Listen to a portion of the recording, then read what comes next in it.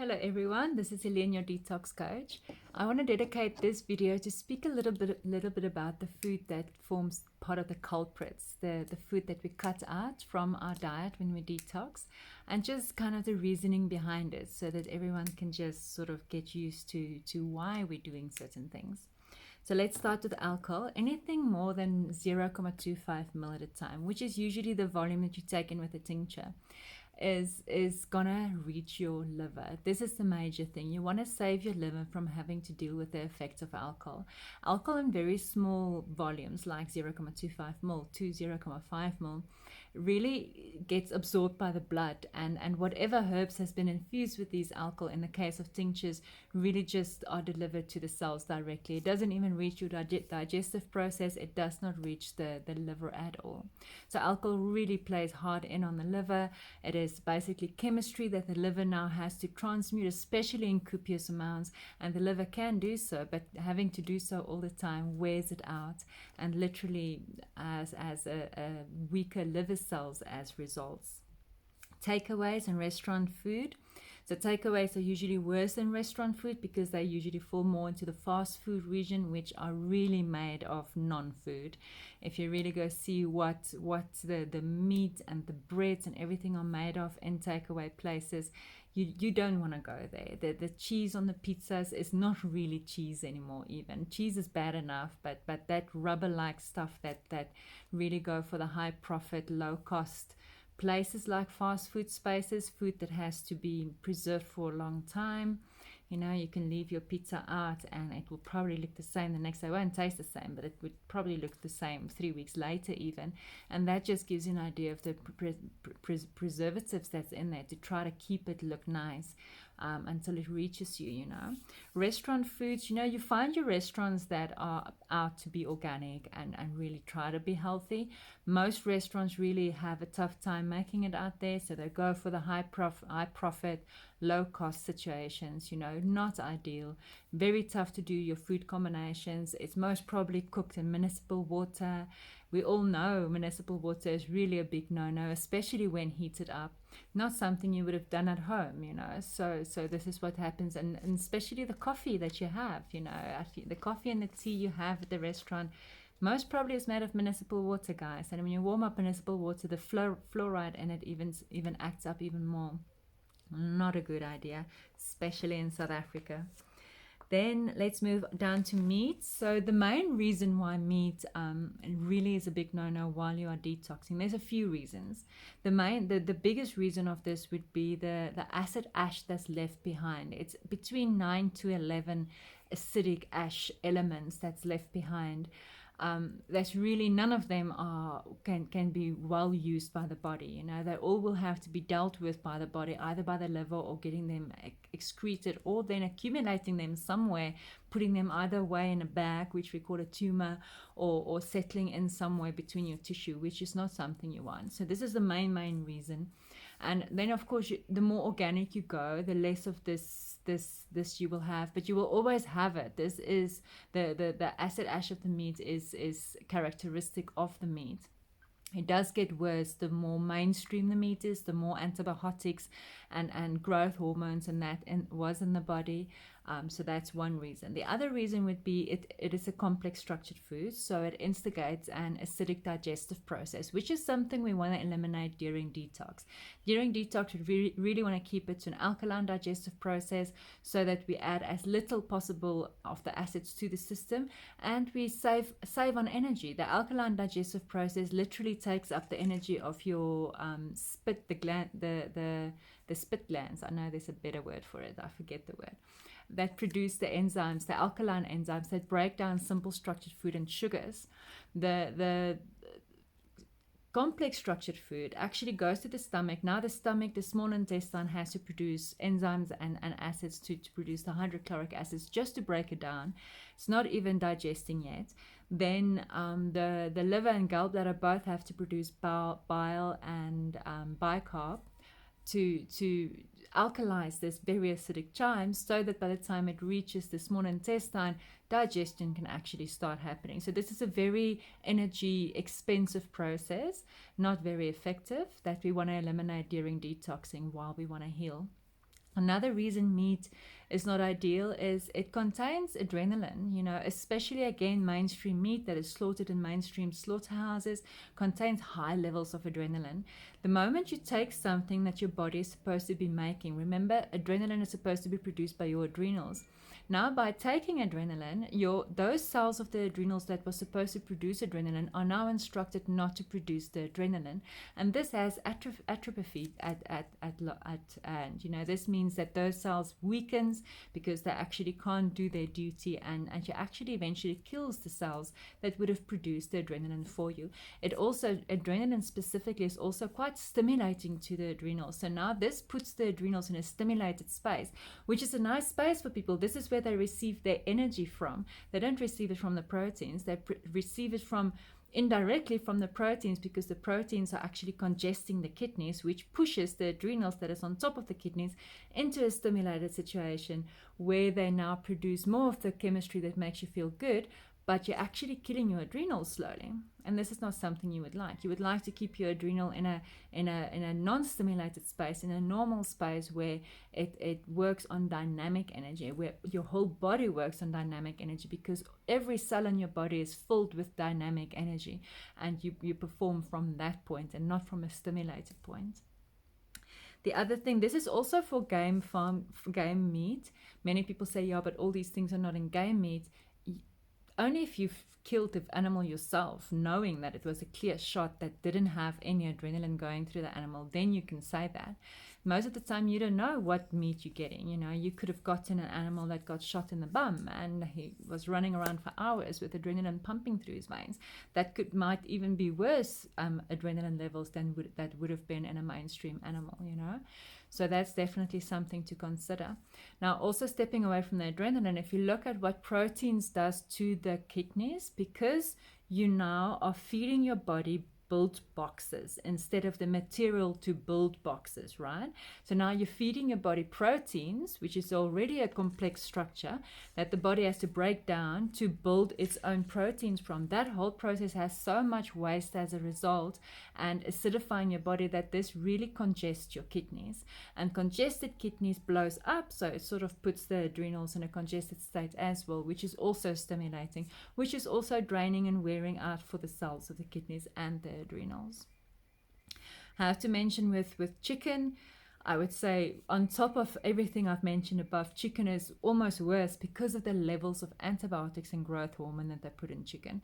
So again, you can say organic chicken is probably better, but it still is a complex structure food that will still instigate an acidic digestive process and leave an acid ash as a result, with very little nutrients. This is the other thing. It's really not nutritious for the body. It's a lot of structure. It gives amino acids and a little bit of water, and then a string of acidic acid ash, acidic minerals that most of it your body can't use. So you don't need to feed your body that much structure. You can feed your body structure through plants, and then it needs fuel, sugars, especially good quality sugars, simple sugars.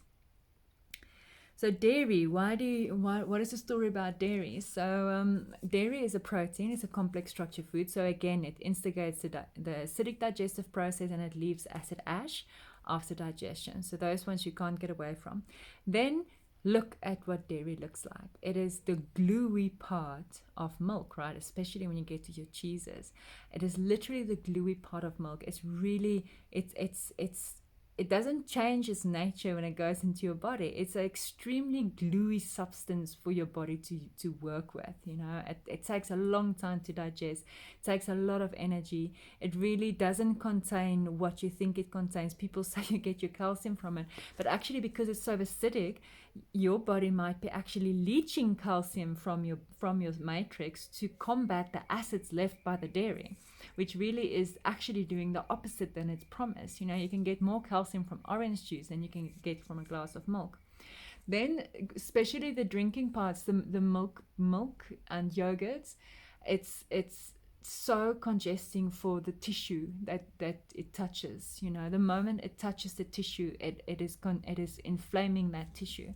So it brings a lot of damage to our thyroid, parathyroid, voice box, our esophagus. So our tonsils, many tonsils are removed because of a dairy in the diet. It brings an extreme lot of mucus to the system. It creates mucus in the system. So a lot of congestion. If you look in people's irises, that is very, very, very thick congested. The first thing you go, like, you love your dairy, right? So that is why we really want to cut out dairy. Sugar and starches. So your complex sugars and your starches are more or less in the same space. Starches becomes complex sugars after digestion. So this is quite tough for your body to deal with. Your adrenals have to work really hard to deal with this sugars, metabolizing the sugars. Your body can't use complex sugars, so it's going to have to break it down to simple sugars like glucose. So it will give you an overload of glucose. Then that's put an extra stress on the pancreas, and if you already are stressed in that area, it now puts extra stress on your whole blood sugar situation. So it really is a blood sugar situation that needs to be looked at. Yeah, it takes a lot of energy from the adrenals, and again, it stimulates the adrenals. So again, you're sitting with adrenals that is driven in the red, that is really killing the adrenals slowly, and this is not something you want. Also, that sugar that are not metabolized are then food for the fungi. So now you're growing your fungi forests, and although these microorganisms really are there to help us keep a balance, you're going to actually make them proliferate to deal with the volumes of sugar that you introduce to your system. And we all know what can happen if fungi gets out of hand. It can really affect you on so many different levels. Gluten. There's so much said about gluten, right? The main thing being the glutathione that they actually spray on the wheat to dry it out so that the machines doesn't break, and how horrible this is for biological life. I mean, anyone who have seen any of Zach Bush's videos can really go into detail of that. That is one element that cannot be denied with gluten. And then gluten. Again, it's a glue. It's a very tough glue. And your body has to deal with this glue. This is the main reason why your intestines will form a mucoid plaque, is because of gluten. Many people that takes gluten out of their diet actually start eliminating their mucoid plaque afterwards. Gluten is a really, really bad player in the human diet. It shouldn't have been there at all. You know, if we didn't introduce fire, we would have never started baking bread and making wheat products. If we didn't have the machinery to make it as fine as we make it at the moment, we wouldn't have sat with all this refined and processed wheat products. So this also takes us to the other grains. Grains are basically seeds of the plant, right? And this is a complex structure food, especially in its dormant form. So when you sprout any grains or seeds, this is now a live plant, and it actually contains very beautiful minerals, also your B complexes. So these are great to include in your diet, but in their dormant form, they need the acidic digestive process, and most of them leaves an acid ash. Some of them have beautiful medicinal properties, especially some of your nuts. So you don't want to exclude it completely, but do not mix your nuts with your fruits. This is really just going to leave your fruits unfermented. The fruits are actually undigested. Your fruits are actually gonna ferment, and the nuts will get digested and broken down. So this is really something to consider. Caffeine is a huge stimulant for the adrenals. This is the main reason why caffeine needs to be cut out from the diet. This includes your green teas. It's an extreme stimulant of your adrenals, and it would have the effect that your adrenal can't actually be in a resting position to start healing on a cellular level. And being in a stimulated space, like driving in a car in red, it eventually going to give in, and you don't want to have adrenal fatigue. It is really not a nice space to be in. Smoking ganja is a big one while we're dieting because of its stimulating effects on the glands. So when inhaled, it is very acidic, and that also needs to be mentioned. Any smoke that you inhale is extremely acidic. So those that do smoke ganja, or maybe tobacco or cigarettes, it would be much better to actually smoke through water. This is the alkalizing effect on the very acidic smoke. That needs to be mentioned. But then the other reason why we really want to eliminate the smoking of ganja while you are on a cellular regenerative diet is because of the stimulating effect it has, firstly on your pituitary gland. This is the first one, it's your pituitary gland, right? And the pituitary gland is the master gland. It's the master computer of your body. It actually tells the other glands what to do. So the moment you stimulate your pituitary gland, it naturally stimulates your pineal gland, your throat, your thyroid, your pancreas, your ovaries and testes, your and your adrenals. It literally runs through them. Next time you can even see when you inhale on ganja, how you first have this visual effect, and then you want to speak, and then your heart opens up, the thymus. I didn't mention the thymus. Then your heart opens up, then then you're hungry, the pancreas switch on, then you want to get raunchy, and then you feel like you belong because the root chakra, the adrenals are being stimulated.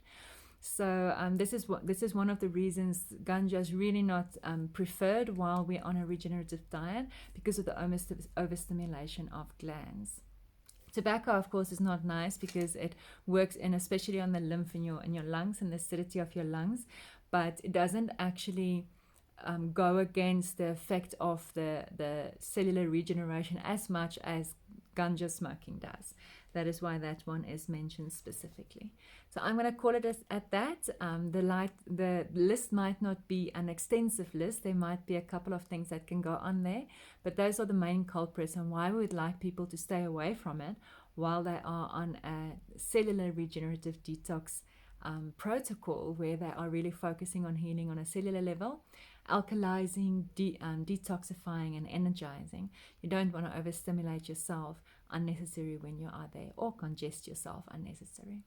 And that's me for today, folk. Have a lovely day. Check in the description for our link to our website. We've got a wonderful structured program for next year. It'll be lovely to see some of you join us. Bye-bye.